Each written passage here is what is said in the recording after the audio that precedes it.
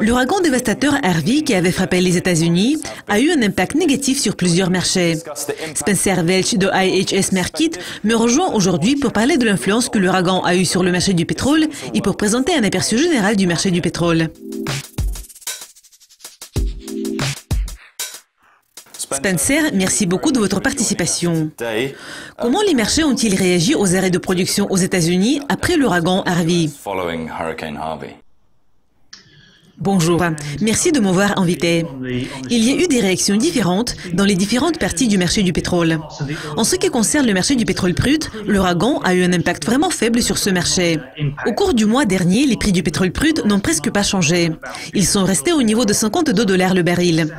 Oui, vous avez raison. Il y a eu certains arrêts de production aux États-Unis. Les productions a chuté de près de 400 000 barils par jour. Mais elles s'établissent toujours au niveau de près de 10 millions de barils par jour. Donc l'impact est vraiment faible. Cependant, la demande a reculé en raison de l'ouragan.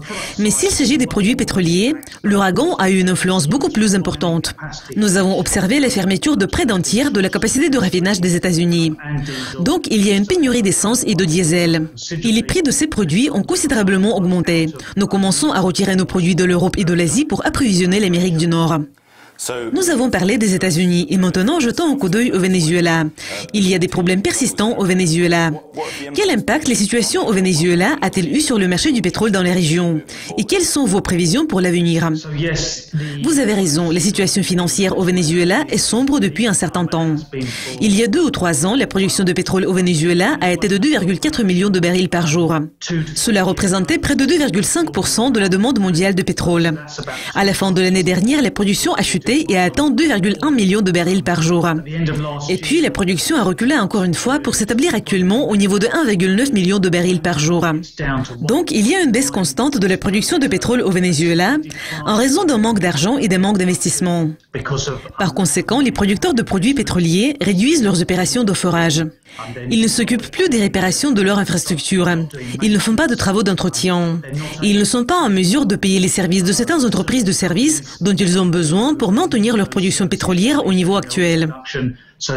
Donc, au Venezuela, la production de pétrole recule. Et nous prévoyons que cela va se poursuivre. Comme je l'ai déjà dit, actuellement, la production s'établit au niveau de 1,9 million de barils par jour. Nous prévoyons que la production va continuer à chuter pour atteindre le niveau de 1,7 million de barils par jour d'ici la fin de 2018. Ce n'est pas une baisse dramatique, mais c'est une baisse constante. En ce qui concerne l'impact de cette baisse de production au Venezuela, il est assez faible, car il y a beaucoup de pays dans le monde qui augmentent leur production, tels que les États-Unis.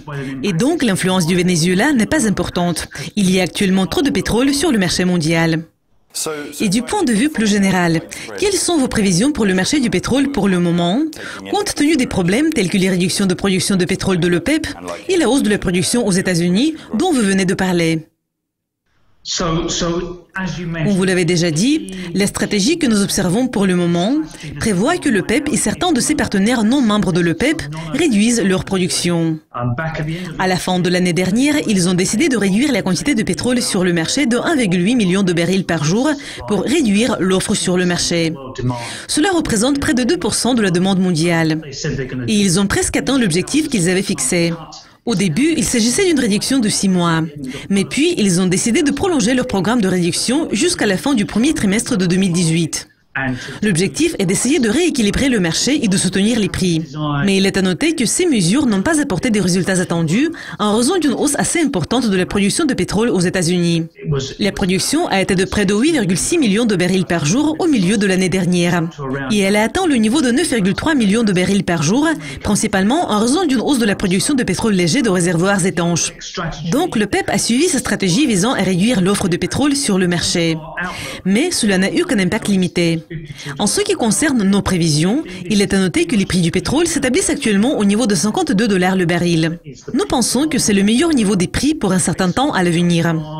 Au troisième trimestre, nous observons la hausse de la demande de pétrole. Et l'OPEP poursuit son programme de réduction de production de pétrole.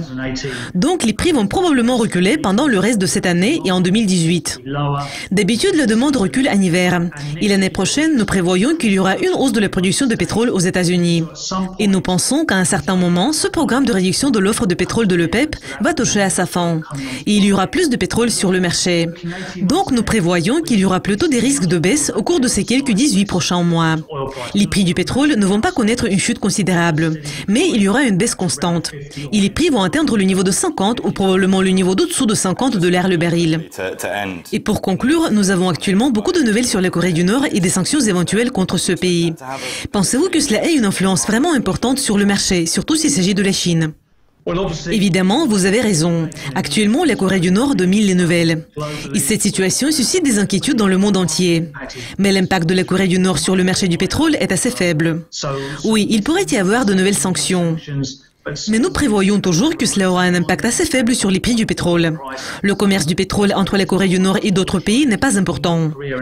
Donc les conséquences des nouvelles sanctions ne vont probablement pas toucher le marché du pétrole. Mais elles pourraient contribuer à l'instabilité mondiale. Spencer, merci beaucoup de vos commentaires. Merci à vous. Et merci d'être avec nous. Si vous avez aimé cette interview et vous voulez découvrir plus de nouvelles, restez à l'écoute de Dukascopy TV.